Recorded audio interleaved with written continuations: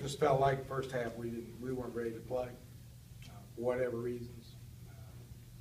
We're, you know, don't want to give an excuse because there should be no excuse of letting people play harder than you. That's kind of what happened. Second half, I thought we picked up our effort,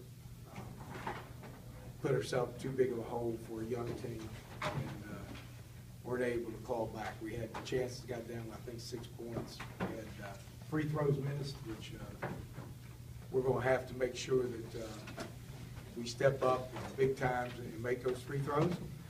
And like I said at the beginning of the year, this is going to be a learning process. There's going to be a lot of bumps. We're a developing team, and as we go through the year, we just got to keep trying to push forward and get better game to game. You talk about when you cut the lead down to 6 in the second half, and you talked about free throws. Were there any other factors that prevented you from getting over that 6-point hump? Well, I just think we haven't done it enough, and teams find ways after a while. You know, I'd like to say that it's a great decision I would make, but you know, every team I've played on, every team I've coached, it was basically players playing inside the parameters of what we do, finding ways to win. And we're not there yet. We're working at it, and hopefully, you know, so like I said, long season, and we'll try to bounce back. This was a good team. They shot the ball extremely well, and they're quick. They're seniors, and they played a real tough schedule with UNLV, at UNLV and at Cincinnati. They were much more prepared for this game than we were. So we just have to get better. Ryan, what was it that kind of let them kind of get loose and get up by 16 early in that first half against you guys? Just think we came out flat. We didn't come out ready to play. Didn't have any energy, source, sense of urgency. We knew coming into the game about their schedule, about their close games with UNLV and Cincinnati, and we knew that they were a hungry team and they were going to fight for all 40 minutes. And I think we kind of took that for granted, and we dug ourselves a big hole.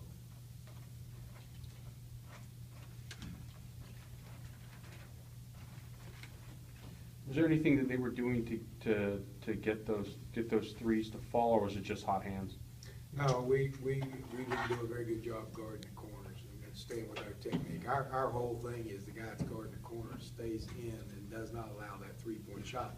We defend it from the backside, so help coming from the backside.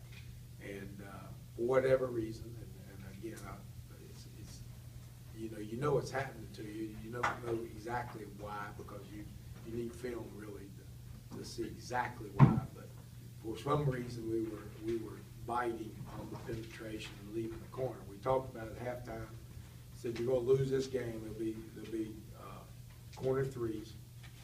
If you allow corner threes, we'll probably lose this game. And you talk to them, but again, it's you haven't done this before. It's when the team plays this well. They did play well. Don't get me wrong. Then it takes time to understand exactly where you're supposed to be, how hard you're supposed to play. What we have to do is correct and make sure that our strength is a team strength, that there's a bond between all of us that do not allow mistakes to be made from lack of focus or from effort. I don't think we've grown into that yet. The reason I'm late coming in here is that we had a fairly lengthy discussion on that. And they have been here for a few years, and I think if they had it in high school, they kind of lost that meaning, but there's a big step between high school and college. And sometimes if you rest on your laurels and think you were good in high school, you'll miss the boat in college. So somehow, somewhere, we've got to find a stronger inner strength among our teammates about being positive, about pushing forward with effort, and that starts every day in every practice and every drill. And if you look at our first two games, maybe as a coach, and I'm gonna recheck myself, is that, you know, we won by 20-some, but we didn't put those people down, and we had a chance. And maybe I said, well, maybe, you know, one's still pretty good, you know, and I have to be tough enough as a coach to demand every play from them at every practice and every game. And hopefully they'll follow that lead, and if we do, we'll grow that inner strength and we'll win some games, although we're gonna lose some games too. And that's part of basketball. And so, you know, when you play 30 games, and this is, like I said, a developing team, we just have to be patient and give them a chance to find their way.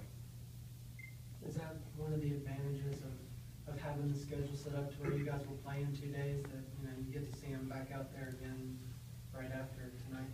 Well, maybe, you know, you know, some people say, you know, that loss is good for you. I've never been able to say that. You know, I don't think any loss is good for you.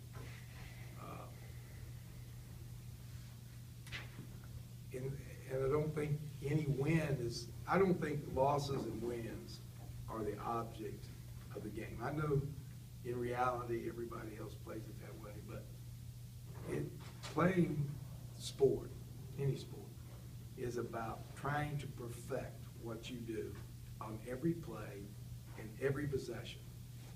And when you conquer that, you turn around and evaluate your seasons in W's and L's. But if you have a team that does that, regardless of what the record is, they're a good team. Now, fortunately, most of the time when you have that, there's a lot of W's, very few L's.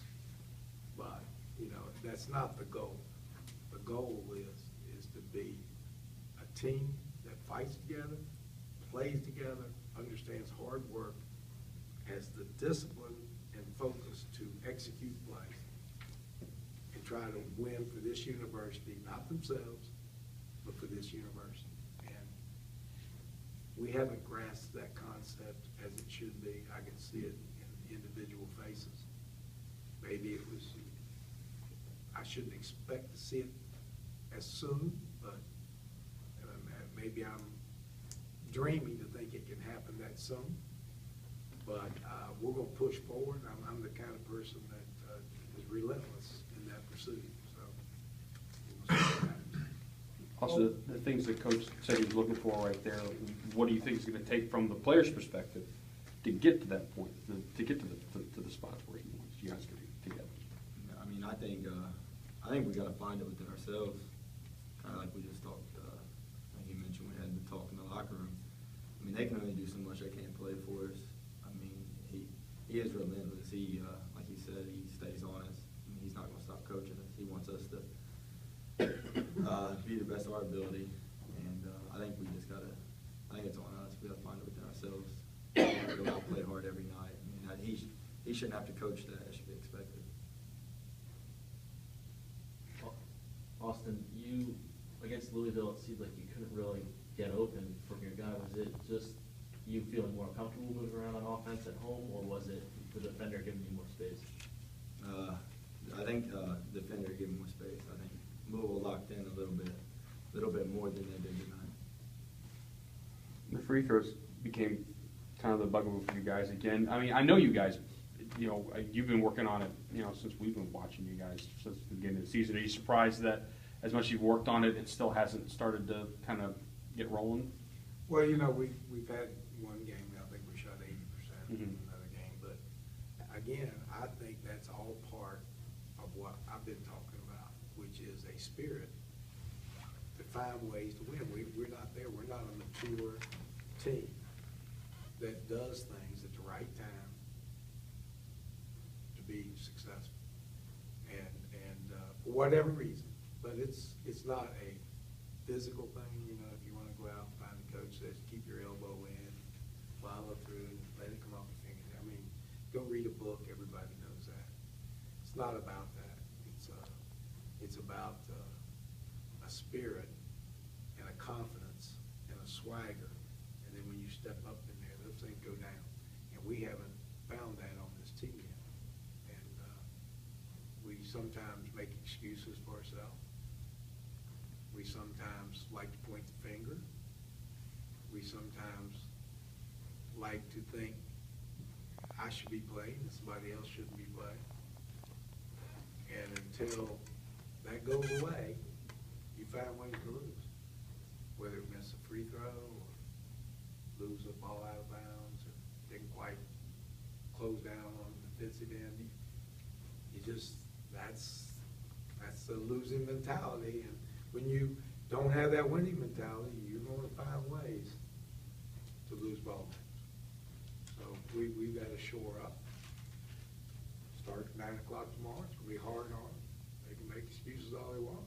We got to get out there, start tomorrow and build again. And it's a long season. And I think we'll be fine. I think the kids will buy in. And I think they want those things. And sometimes it just takes a while to grasp the concept. And we'll see if we can get it done. Overall, how'd you feel about your team's shot selection? We're a quick shooting team, a fast-paced team, so it's going to be like that. Whatever it was, what were we shot 36% for the game. It's funny. Now, here's how shooting percentages go, right? We played a poor first half, and we shot 40%, 30% of threes. And we played a pretty good competitive second half. We shot 31 and 18. Figure it out. Yeah, how does You that can't. work? This stuff right here, that looks all good, and that gives y'all something to write about. But it's not the all, end all, tell all of basketball or any sport. It doesn't matter. Obviously, you want your stats good. Obviously, they do play a part, but it is not the tell all in any game. Anything else?